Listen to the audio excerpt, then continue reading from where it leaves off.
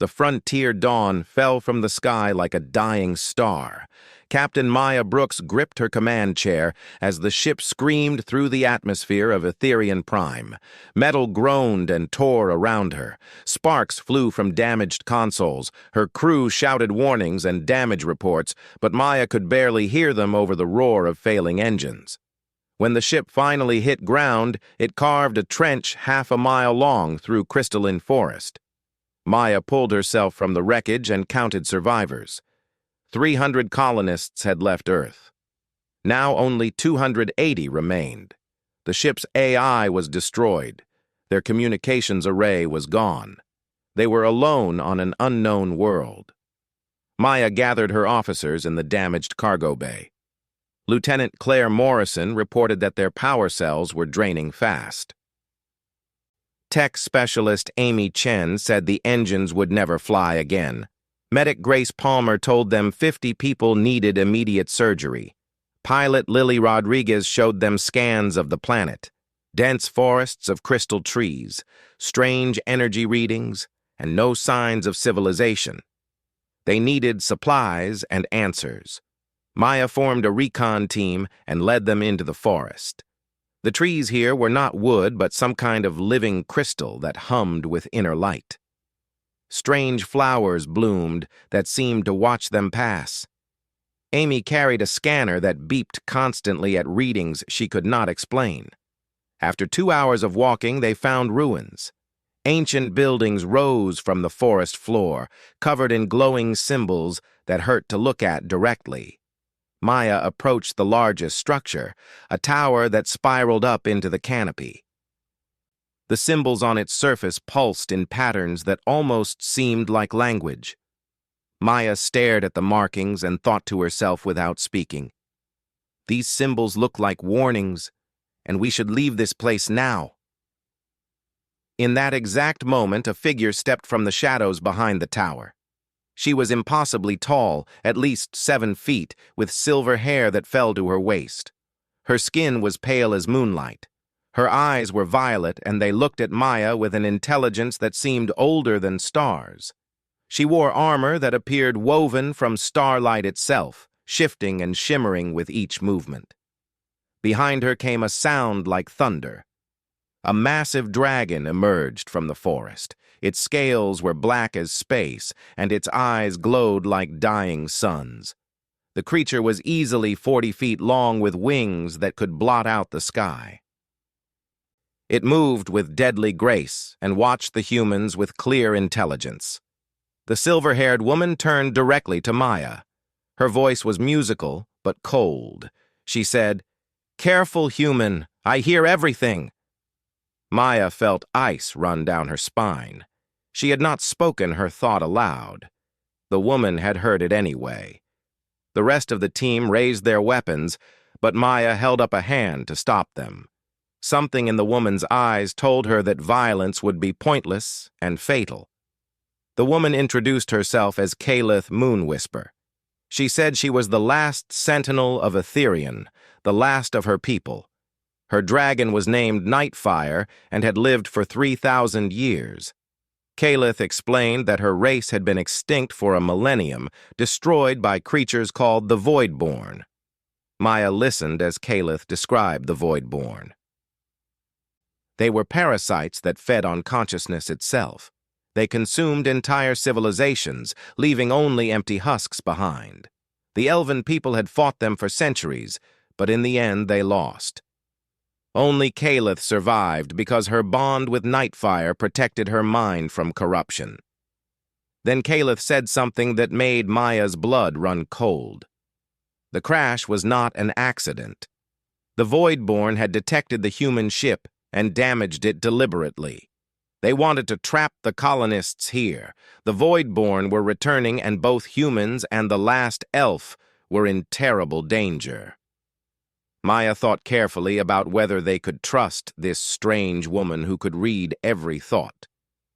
Before she could speak, Kalith gave a sad smile and said, "That choice, Captain, is the only thought I cannot hear. Whether you will trust me or not is something you must decide with action, not thoughts." That night, Maya returned to the Frontier Dawn with her team. Claire Morrison immediately argued they should avoid Kaleith. The elf was too dangerous, too alien, too much of an unknown. But Amy Chen pointed out that Kaleith had let them leave peacefully when she could have killed them easily. Grace Palmer noted that the medical readings from the forest showed toxins in the air that their filters could barely handle, yet Kaleith had warned them which areas to avoid. Maya made her decision. They would work with Kaleith. They had no other choice. That night, she returned to the ruins alone. Kaleith was waiting as if she had known Maya would come. Together, they began planning the defense of the crash site. Over the next 3 days, they built barriers and set up warning systems. The crew was terrified of Kaleith, but they followed orders. Maya noticed that Kaleith never commented on the fearful thoughts she must be hearing from everyone. The elf woman worked tirelessly, using her knowledge of the planet to show them where to find water and which plants were safe to eat. On the 4th night, the Voidborn attacked. They came as shadows that moved between the crystal trees. They made no sound, but they radiated cold that froze the air. Maya's team opened fire, but bullets passed through the shadows without effect. Only Nightfire's flame could hurt them, turning shadows to ash with each breath. They killed 7 Voidborn that night, but Maya knew it was only a scouting party. The real army was still coming. As dawn broke, Kaleith told her there was hope. The elves had been developing a weapon before their fall, something called the Resonance Spear that could disrupt the Voidborn's hive consciousness. The components were scattered across 3 facilities on Etherian Prime. Maya asked how they could possibly retrieve ancient alien technology and make it work. Kaleith looked at her with those ancient violet eyes and said, "Because, Captain, I will teach you, and together we will do what my people could not. We will end the Voidborn forever." Maya thought about the impossibility of the task ahead. She thought about her crew, frightened and injured and far from home. She thought about trust and necessity and the strange alliance forming between human and elf. Kaleith heard every thought as always, but this time she said nothing. Some thoughts, Maya realized, needed no response. They spoke for themselves. The dragon's memory was not like human memory. Nightfire did not remember events the way people did, with fading details and emotional colors. The dragon remembered everything with perfect clarity, every moment of 3,000 years stored and waiting. Kaleith explained this to Maya in the ruins the next morning. She said that dragons were living libraries, creatures that existed to witness and preserve. Nightfire had seen the rise and fall of the elven civilization. The dragon remembered the war against the Voidborn from beginning to terrible end. Maya asked if there was a way to see these memories. Kaleith hesitated. She said that a mind link with a dragon was dangerous for non-telepathic species. Human brains were not built to handle that much information at once. The experience could break Maya's mind or leave her in a coma. Maya said she would take the risk. They needed to know what they were facing. They needed to understand how the Voidborn could be defeated. Kaleith studied her for a long moment and then nodded. She placed her hand on Maya's forehead and her other hand on Nightfire's scaled snout. The world exploded into light and memory. Maya fell into the dragon's mind like falling into an ocean. She saw Etherian Prime as it had been 2,000 years ago, covered in cities of crystal and light. Millions of elves living in harmony with their world, practicing telepathy and magic that seemed like miracles. Then the Voidborn came. At first they were just shadows at the edge of consciousness, whispers in the dark. The elves did not take them seriously until entire cities went silent overnight. Maya watched through Nightfire's memory as the shadows spread. She saw elves fighting desperately with magic and weapons. She saw them lose. The Voidborn were not creatures of flesh. They were entities of pure hunger that fed on neural energy. When they consumed a person, they left a hollow shell behind, empty and dead-eyed. Worse, those shells became puppets that spread the void-born corruption to others. The infection spread like wildfire through the telepathic elven network. Maya saw the final days of the elven civilization. She saw Caliph, younger but already ancient, leading the last defense. She saw Nightfire burning entire armies of shadow creatures. She saw millions of minds go dark as the Voidborn consumed them. She heard the screams, felt the desperation, tasted the ash of a dying world. Then she saw something else. In Nightfire's memory, there was a human ship, sleek and silver, hanging in orbit. The ship was called the New Hope, and it had arrived 15 years ago. Maya watched in horror as the Voidborn swarmed the vessel. She saw human crew members fighting and failing. She saw them transformed into hollow puppets. The New Hope fell from orbit and crashed on the far side of Etherian Prime, a tomb ship full of corrupted corpses. Maya screamed and the link broke. She fell to her knees, gasping for air. Caliph caught her before she hit the ground. The elf woman's face was pale and strained. She said the link had lasted only 30 seconds, but to Maya, it felt like hours. They sat together in silence while Maya processed what she had seen. Humanity had encountered the Voidborn before and lost. The New Hope's entire crew had been consumed. No wonder the Voidborn had targeted the Frontier Dawn. They knew humans were easy prey. But Maya had also seen something important. In the depths of Nightfire's memory was knowledge about the resonance spear. The weapon was not finished when the elves fell, but the plans existed. The components were real and scattered across 3 facilities. If they could gather them, if they could complete the device, they might have a chance. Maya returned to the Frontier Dawn and called a meeting. She told her crew everything she had learned. Some people panicked. Others argued they should abandon the planet immediately. Claire Morrison was loudest of all, insisting they repair what they could and run for deep space. Caliph appeared in the cargo bay, though no one had seen her enter. Her presence silenced the crowd. She spoke in that musical voice about the burden she carried. She said she heard every fearful thought, every doubt, every ugly impulse that crossed human minds. She knew Claire wanted to steal power cells and abandon the injured. She knew some crew members blamed Maya for the crash.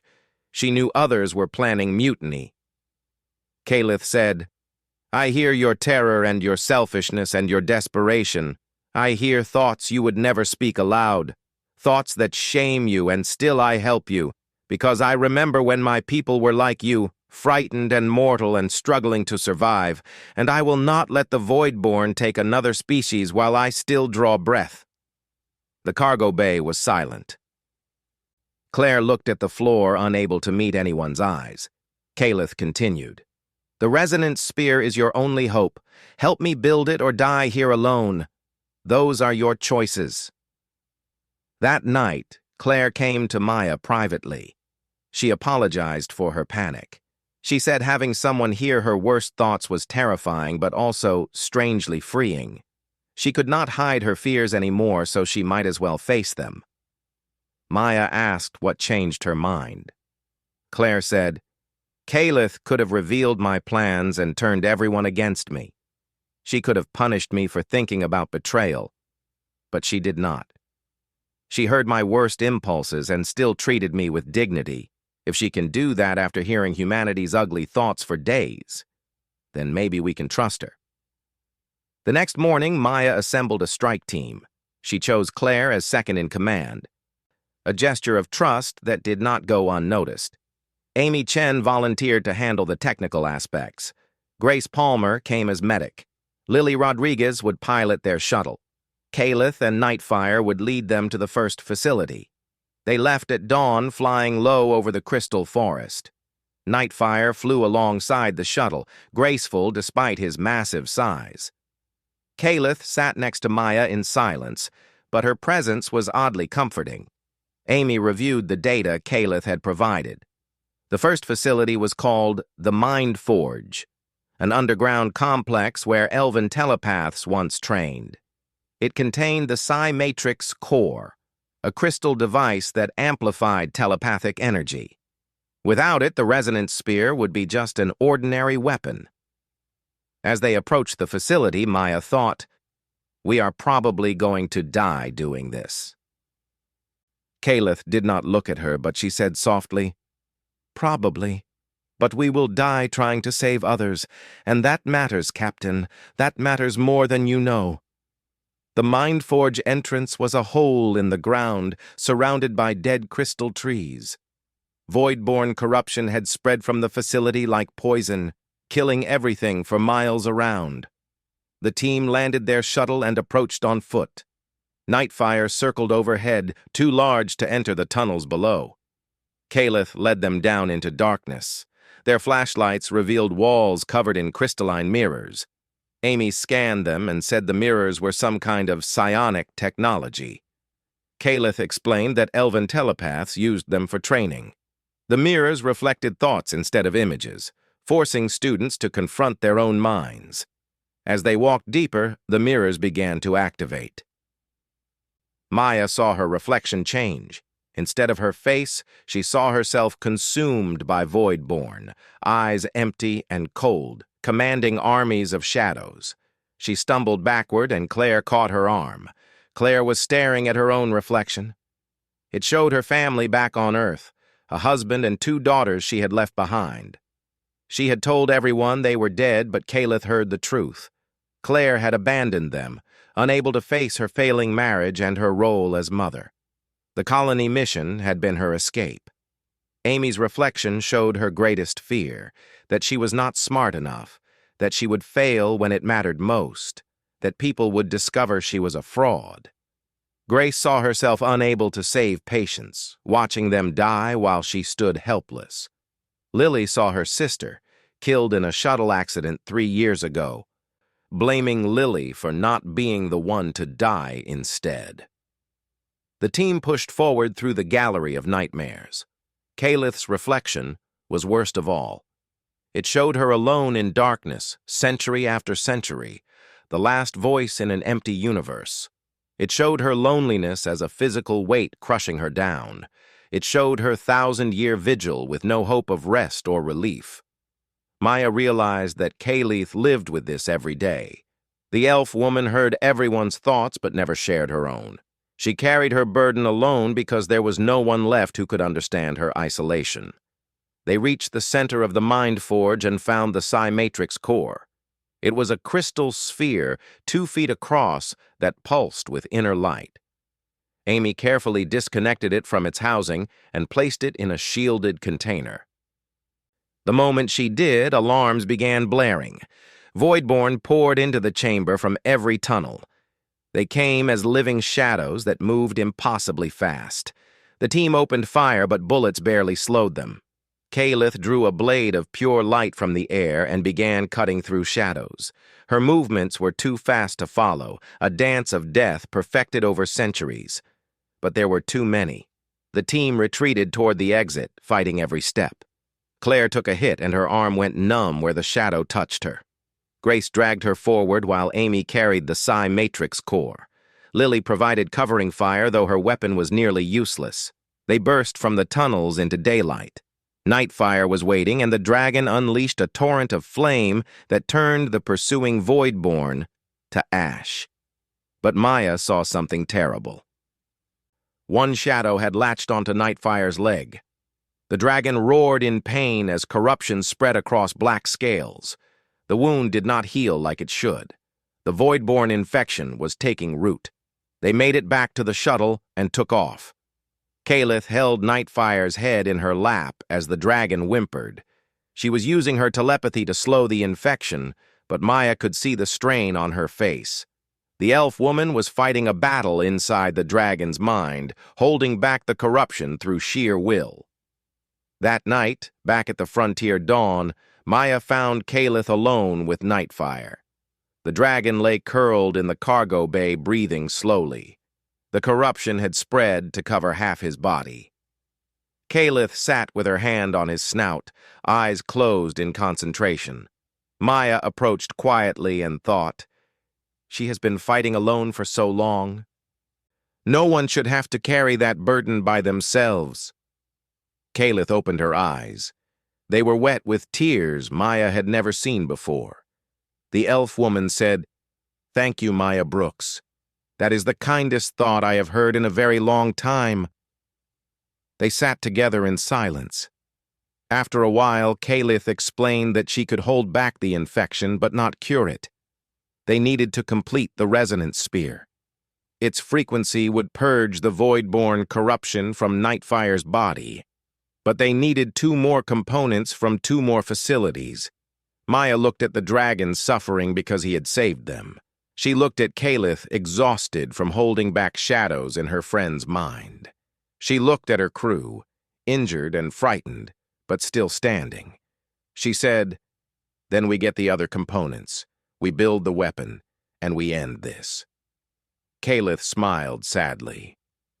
She said, "Your species is very young, Captain. You have been traveling the stars for less than a century, but you have something my people lost. You still believe impossible things can be done." Maya said, "My grandmother used to say that impossible just means no one has figured out how yet." Kalith laughed, and it was the first time Maya had heard that sound. The elf woman said, "I like your grandmother. I would have enjoyed hearing her thoughts. They planned the next mission together." The second facility was called the Hall of Echoes. It had been an orbital station before the war. Now it was a crashed wreck on the northern continent. Inside was the harmonic resonator, a device that could synchronize millions of minds at once. Combined with the Psi matrix core, it would form the heart of the resonance sphere. But the Hall of Echoes was dangerous in ways the Mind Forge was not. The last thoughts of dead elves replayed there endlessly, trapped in some kind of psionic loop. People who entered heard those dying screams, and most went mad from the experience. Maya asked how they could possibly survive that. Kalith said she would shield their minds as best she could, but there were limits to what she could do. Some thoughts would get through. They would have to stay strong or lose themselves to the echoes. Claire volunteered to go again despite her injured arm. Amy said her technical skills were needed. Grace insisted they would need medical support. Lily simply said she was the best pilot and they would need that too. Maya looked at her team and felt pride. They were terrified, but they were going anyway. That was what courage really meant, being scared and doing it anyway. The Hall of Echoes looked like a broken cathedral fallen from heaven. The orbital station had crashed centuries ago and now lay half-buried in ice on the northern continent. Its metal walls were twisted and torn. Strange lights flickered in broken windows. Even from a distance, Maya could feel something wrong about the place. They landed nearby and approached on foot. Kalith warned them to stay close. She would project a telepathic shield around the group, but if anyone wandered too far, they would be exposed to the echoes. Once someone heard those trapped thoughts, it was nearly impossible to pull them back. The entrance was a gaping hole in the station's side. They climbed through twisted metal into darkness. Their flashlights revealed corridors filled with frozen bodies. Dead elves sat at consoles or lay crumpled in doorways, perfectly preserved by the cold. Their faces were locked in expressions of terror and agony. Then the echoes began. At first it was just whispers at the edge of hearing. Voices speaking in a language Maya did not understand, but the emotions came through clearly. Fear, pain, desperation, loss. The voices grew louder as they went deeper. Soon it was like walking through a crowded room where everyone was screaming. Amy stopped suddenly and stared at nothing. Her lips moved silently. Grace grabbed her shoulder and shook her, but Amy did not respond. Kalith pressed her hand to Amy's forehead, and the tech specialist gasped and came back to herself. She said she had heard her mother's voice telling her she was a disappointment, a failure, not worthy of love. Kalith said, Those are not your mother's true thoughts. They are echoes, fragments of pain from the dying. They latch onto your own fears and amplify them. You must remember they are not real." They pushed forward through the screaming darkness. The harmonic resonator was in the central control room. Amy's scanner led them through a maze of corridors. Twice they had to backtrack when void-born shadows blocked their path. Once Lily nearly walked off a broken walkway, her eyes glazed and distant. Maya pulled her back just in time. In the control room, they found the harmonic resonator. It was a ring of crystal 2 feet across with intricate symbols carved into its surface. Amy began the delicate work of removing it from its housing. The echoes grew louder as if the station itself did not want them to take it. That was when Claire made her move. She pulled a weapon and pointed it at Kayleith. Her hand shook, but her voice was steady. She said, "I cannot let you finish the resonant spear. You will use it to enslave humanity. I heard the others talking. They believe you are manipulating Maya through telepathy, controlling her thoughts, leading us into a trap." Maya said, "Claire, what are you doing?" Claire said, "I am saving us. I have been in contact with others aboard the Frontier Dawn. They helped me see the truth. This creature cannot be trusted. She hears our every thought and uses them against us. The resonant spear will give her power over all our minds."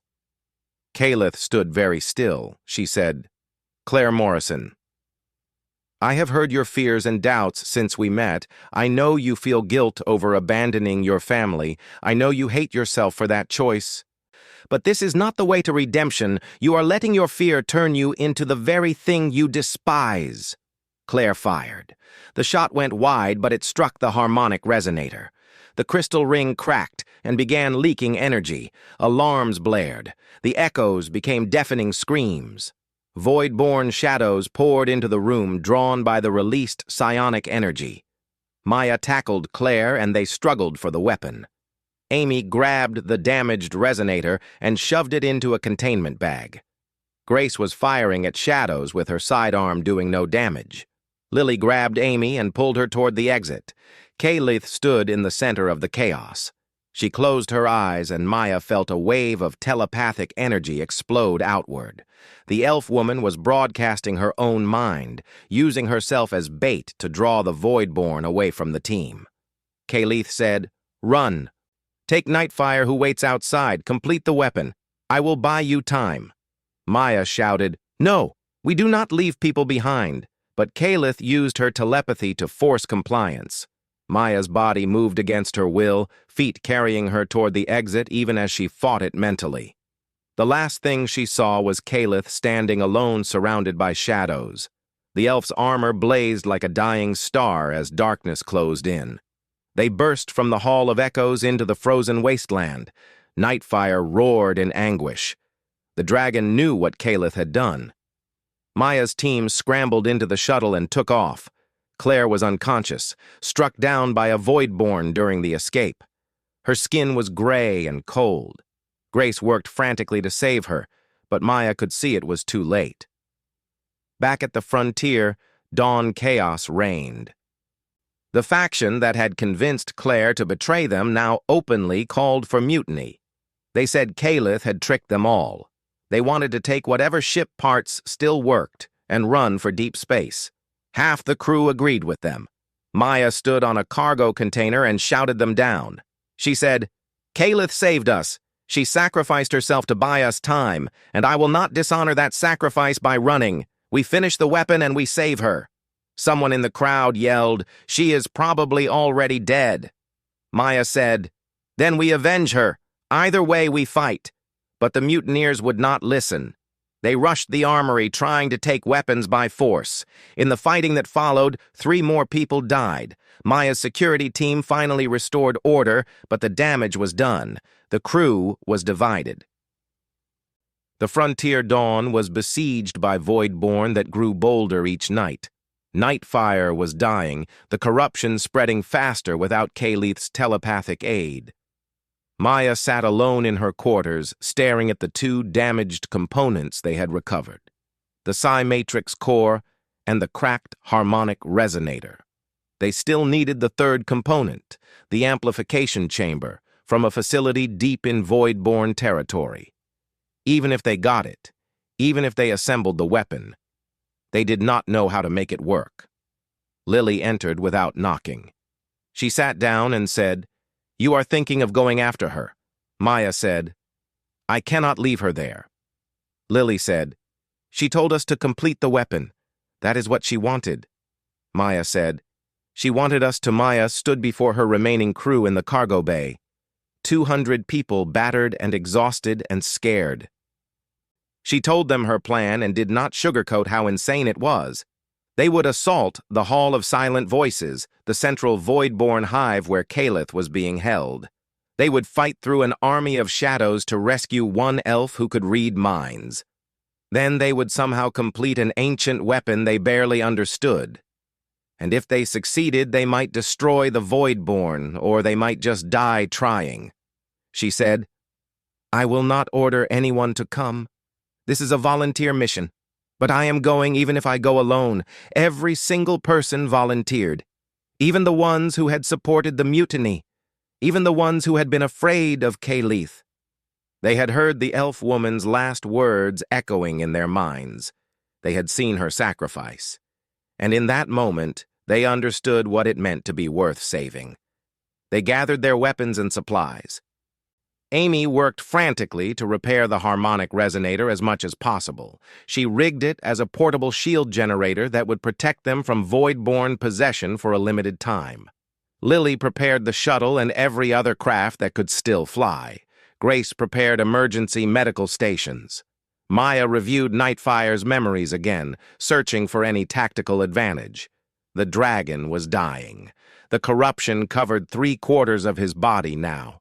His breathing was labored and his eyes were dim. But when Maya told him the plan, Nightfire rose to his feet. The dragon would fly one last time. He would carry them into battle and burn the shadows that held his bonded partner. They launched at dawn. 5 shuttles and 1 dying dragon flying toward the heart of darkness. The Hall of Silent Voices was a massive structure in the center of a dead zone where nothing lived. It looked like a cathedral built from bones and shadows. Void-born entities swarmed around it like insects. Nightfire led the charge.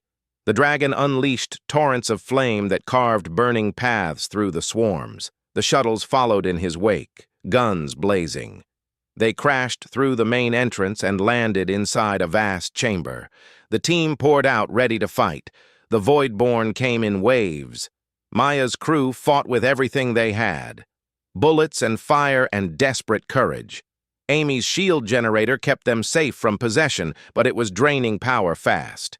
They pushed forward room by room, corridor by corridor. They found Calith in the deepest chamber. She hung suspended in a crystalline prison. Shadow tendrils wrapped around her body, draining her consciousness slowly. Her silver hair had turned gray. Her violet eyes were dim and distant. At the chamber's center floated a massive void-born entity, easily 20 feet across, pulsing with stolen life energy. The Queen. Maya shot the prison, and the crystal shattered.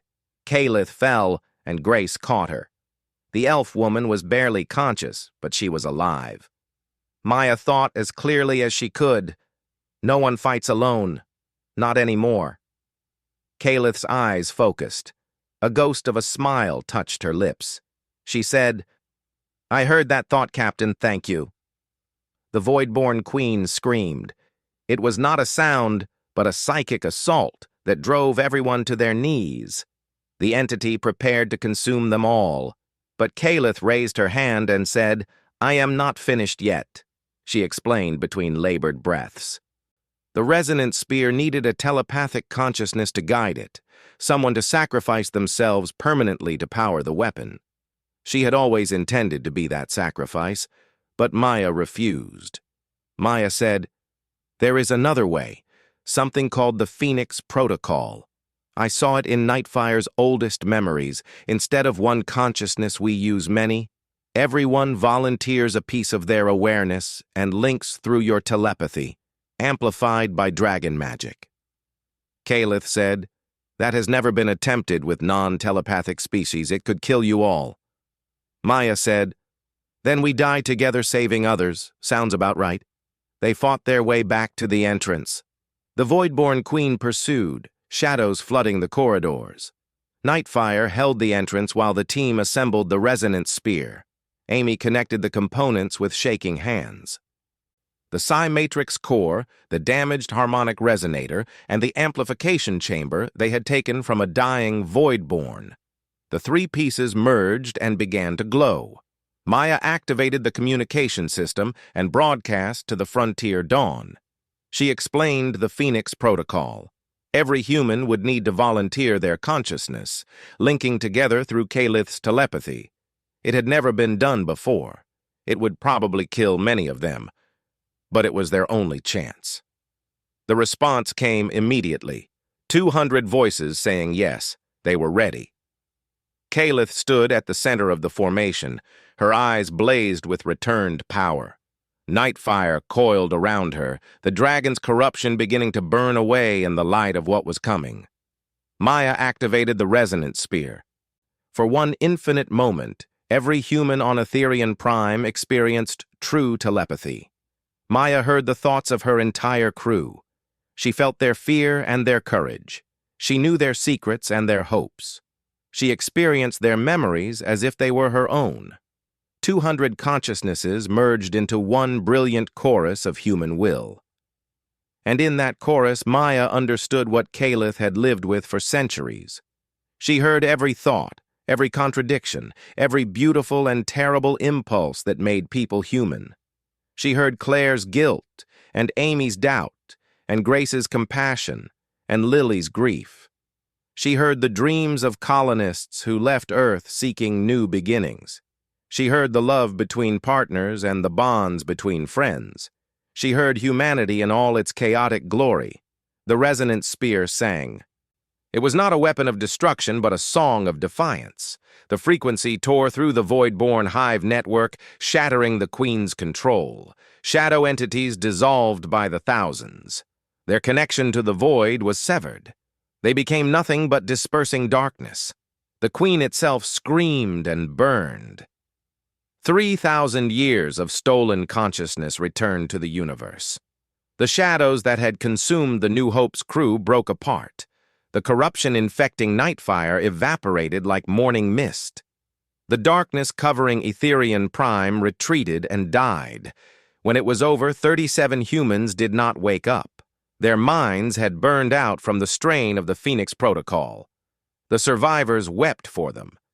But they had won. The Voidborn were broken. The hive was destroyed. Etherian Prime was free. Kalith stood among the humans, forever changed. She had touched 300 minds at once, and the experience had altered her in ways she was still discovering. For the first time in a millennium, she was not alone. She carried pieces of human consciousness within her now, voices that would keep her company through the ages. The Frontier Dawn was repaired using combined human technology and ancient elven systems. The colony took root in the shadow of ruined elven cities. They built new homes with respect for what had come before. They raised monuments to the 37 fallen and to the billions of elves who died fighting the darkness. Months passed. The colony thrived. More human ships arrived, answering distress signals sent before the battle. They came expecting disaster and found instead a thriving partnership between species. They found humans and one elf working together to build something new. Maya found Kalith standing at the colony's edge one evening. The elf woman watched the sunset with Nightfire beside her. The dragon's scales gleamed with health, all corruption purged. Kalith's silver hair had returned to its full luster. Her violet eyes shone with something Maya had never seen before. Hope. Maya thought, I have gotten used to you hearing my thoughts. It is almost comforting now. Kalith smiled. She said, The strange part, Captain, is that I have grown used to the noise. Your species thinks so loudly with such passion and chaos and beautiful contradiction. After centuries of silence, it feels like home. In the sky, more ships appeared. The second wave of colonists arriving to join the settlement. They would find not a disaster, but a new beginning. They would find proof that different species could work together. They would find that humanity had earned its place among the stars not through conquest, but through compassion. Maya thought with absolute certainty, we are going to build something incredible here, together. Caliph heard the thought and for once did not need to respond. Some thoughts spoke for themselves. She stood with her dragon and her human friends and watched the future arrive. She was no longer the last of her kind. She was the first of something new, a bridge between species, a guardian of memory and hope.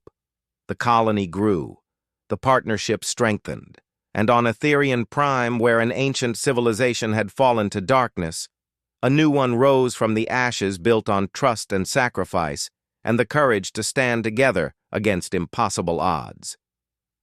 The stars watched and remembered. Humanity had passed its first great test, and the universe was better for it. Humanity die on this planet. We are nothing to her, but she helped us anyway. If we leave her behind, then we prove we are not worth saving. Lily was quiet for a moment. Then she said, "So we go get her." Maya said, "We might all die." Lily smiled and said, "Probably, but my sister always said the best stories are about people too stupid to quit when they should."